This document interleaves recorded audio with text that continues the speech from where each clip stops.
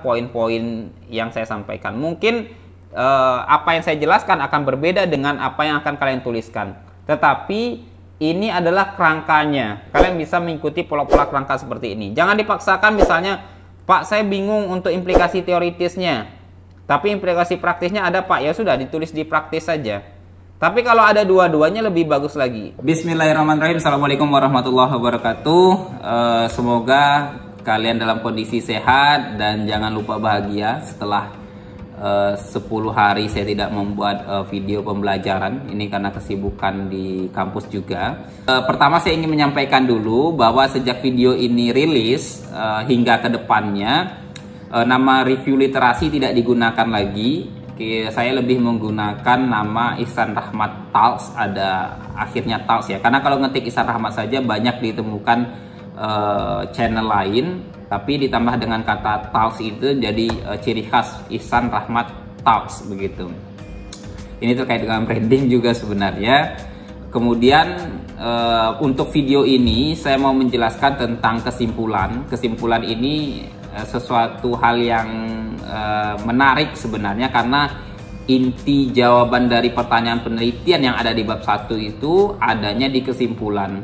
Nah, masih banyak saya temukan mahasiswa atau peneliti pemula yang kesulitan bagaimana cara menulis kesimpulan sebenarnya. Nah, ini video hanya saya ajarkan bagaimana caranya membuat secara praktis saja. Kalimat pertama apa, kemudian isi setelah kalimat kedua apa begitu. Kemudian bagaimana cara menjawab rumusan masalahnya. Jadi hal-halnya praktis bukan teoritis. Jadi ini adalah hal-hal sederhana. Semoga setelah nonton video ini kalian menjadi paham dan menjadi keberkahan bagi kita semua.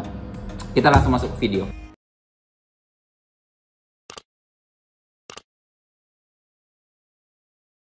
Praktik membuat kesimpulan di bab penutup skripsi atau penelitian. Jadi video ini bukan hanya ditujukan untuk skripsi saja, untuk tesis juga bisa, tulisan di artikel jurnal ilmiah juga bisa menggunakan format yang saya sampaikan nanti.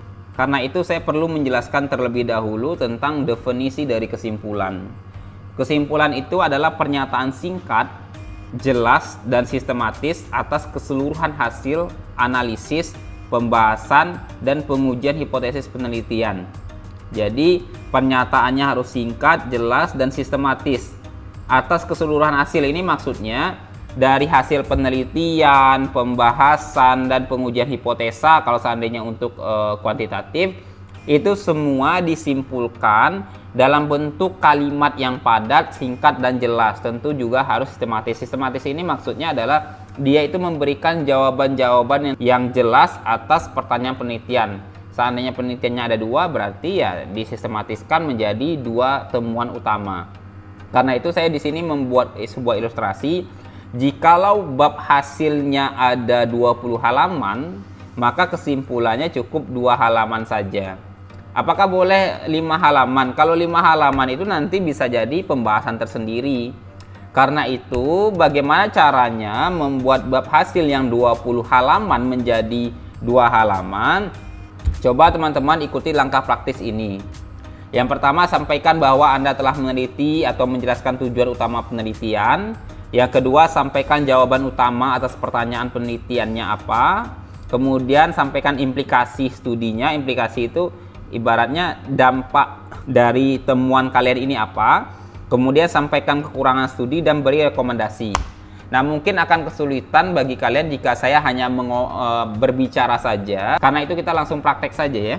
Ini sudah saya siapkan untuk prakteknya, alur penulisan kesimpulan. Judulnya Inovasi Komunitas di Desa Wisata Ngelanggeran. Kalian juga bisa membuat seperti ini kalau seandainya kalian belum terbiasa membuat kesimpulan. Jadi kalian buatkan judul penelitian kalian apa di sini, kemudian pertanyaannya apa. Nanti 2 pertanyaan ini harus muncul di kesimpulan. Sehingga ketika kalian sidang nanti, seorang penguji bertanya, jadi apa jawaban atas rumusan masalahmu? Kalian tidak perlu repot-repot membuka bab hasil, karena kan bab hasil itu rincian. Nah, kalian hanya perlu membuka bab kesimpulan. Kalian menunjukkan ini Pak adanya di paragraf kedua pertama, kemudian untuk pertanyaan kedua jawabannya ada di paragraf ketiga begitu. Kalau ditanya lebih rinci baru kalian buka hasil. Kalau ditanya lebih ke analisis baru dijawab menggunakan pembahasan. Jadi Semua ada porsinya. Sebelum itu saya mau mengcopy ini dulu ya, agar memudahkan.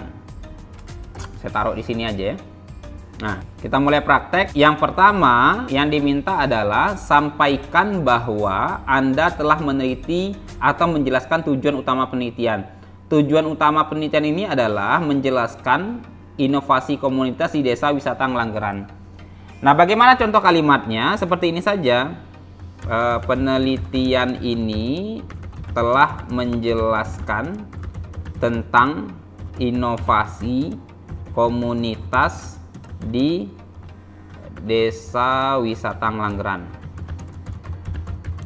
Kalimat ini penting dimunculkan di awal kesimpulan ini untuk menyatakan bahwa kita itu sudah selesai meneliti dan sudah selesai juga menjelaskan di bab hasil. Itu yang pentingnya untuk membuka kalimat. Kadang-kadang orang juga kesulitan bagaimana ya cara menulis kalimat pertama di kesimpulan. Nah, kalian mulai dengan menyampaikan bahwa kalian sudah meneliti tujuan utamanya. Tujuan utamanya apa? Tinggal ditambahkan saja. Penelitian ini telah. Jangan lupakan kata telah di sini ya. Ini adalah kata kuncinya.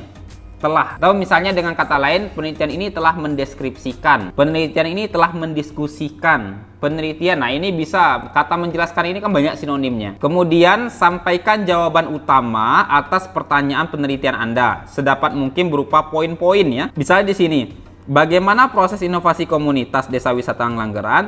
Yang disampaikan di kesimpulan itu hanya poin-poinnya saja. Berarti apa? Poin dari prosesnya itu seperti apa? Berarti kalimat selanjutnya kita menjawab dua pertanyaan ini. Peneliti menemukan proses inovasi komunitas di Desa Wisata Ngelanggeran dimulai dari tahap titik 2 misalnya sumber ide, kemudian implementasi ide, kemudian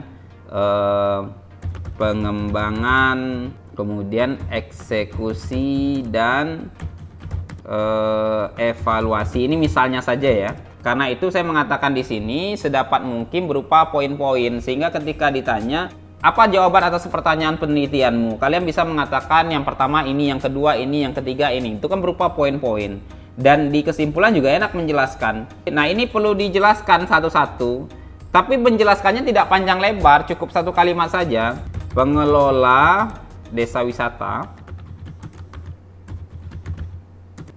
menggunakan berbagai saluran untuk mendapatkan sumber ide seperti diskusi di pos ronda, pengajian remaja, sumber informasi dari internet, bertukar pikiran dengan sesama pengelola desa wisata, dan seminar yang dilakukan oleh pemerintah daerah.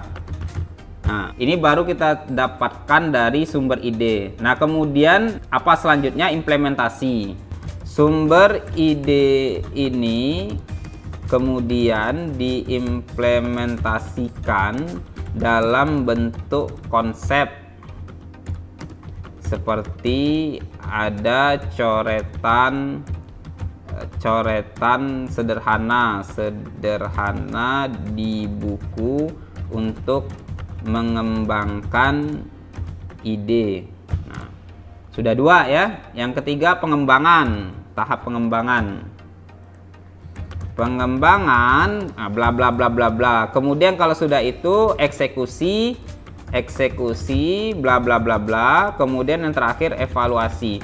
Di sini yang perlu saya ingatkan bahwa jangan sekali-kali kalian menulis kalimat yang ada di sini tapi tidak ada di bab hasil ataupun di bab pembahasan. Jadi semua penjelasan yang di sini harus ada di bab hasil dan pembahasan. Jadi tidak ujub-ujub sampai. Misalnya saya mengatakan bahwa menggunakan saluran untuk mendapatkan sumber ide. Ada diskusi di pos ronda, pengajian remaja, pengajian komunitas, dan lain-lain.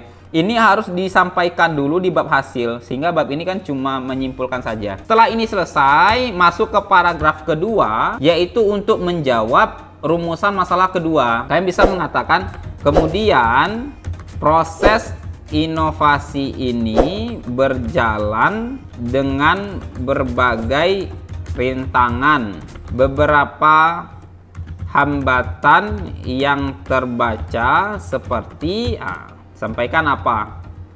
Sedangkan ini apa ya pertanyaannya, hambatan dan pendukung. Sedangkan faktor pendukung berhasilnya inovasi komunitas di Desa Wisata Ngelanggeran ini adalah, nah ini silakan disampaikan juga. Mau dijelaskan setiap faktor pendukungnya satu kalimat juga boleh. Kemudian apa selanjutnya? Sampaikan implikasi studi. Nah, saya bisa mengatakan bahwa proses inovasi komunitas di Ngelanggeran atau di Desa Wisata Ngelanggeran menyediakan sebuah kerangka kerja bagi komunitas desa wisata lain yang notabene tidak memiliki kemampuan akademis misalnya untuk memformulasi sebuah program yang menarik bagi wisatawan. Ini bisa disampaikan implikasinya. Kalau ini kan berarti implikasi dari sisi praktis atau dari sisi prakteknya. Artinya apa? Temuan kalian ini kira-kira ada implikasinya nggak? Implikasi praktis ini penting untuk memberikan sebuah dampak bahwa penelitian kalian ini menarik loh dan memiliki dampak untuk organisasi begitu atau untuk lembaga praktis begitu. Apakah penelitian teoritisnya juga, implikasi teoritisnya juga ada, boleh ada? Seandainya memang ada implikasi teoritis, kalian bisa menambahkan di sini. Misalnya temuan penelitian ini telah memberikan sumbangsih pengetahuan di bidang inovasi komunitas, terutama pada bagian, nah ini harus dibuat jadi khusus ya. Artinya apa? Penelitian kalian itu memberikan temuan di mana untuk teoritis ini. Nah ini penting disampaikan. Misalnya temuan penelitian ini telah memberikan sumbangsih pengetahuan di bidang inovasi komunitas, terutama pada bagian proses penemuan ide misalnya. Nah itu lebih khusus kan yang kalian sampaikan, khususnya di penemuan ide saja. Di paragraf terakhir kalian perlu menyampaikan kekurangan dari studi kalian. Walaupun penelitian ini menemukan beberapa hal yang dinilai menarik, tetap saja memiliki beberapa kekurangan. Pertanyaannya, Pak, bagaimana cara kami membuat kekurangannya? Kalian bisa melihat kekurangannya dari sisi sampel misalnya, dari jumlah orang yang kalian wawancarai. Kalian bisa melihat kekurangannya dari sisi metodologi. Kalian bisa melihat kekurangannya dari sisi pisau analisis misalnya. Kalian bisa melihat kekurangannya dari waktu. Kalian bisa melihat kekurangannya dari kendala di lapangan. Nah ini penting kalian sampaikan sehingga ini menjadi perhatian bagi penulis selanjutnya atau peneliti selanjutnya. Setelah kalian menyampaikan kekurangan, kalian bisa langsung memberikan rekomendasi. Karena itu penelitian ini mendorong peneliti di masa depan untuk mengkaji topik tentang, nah sampaikan topiknya.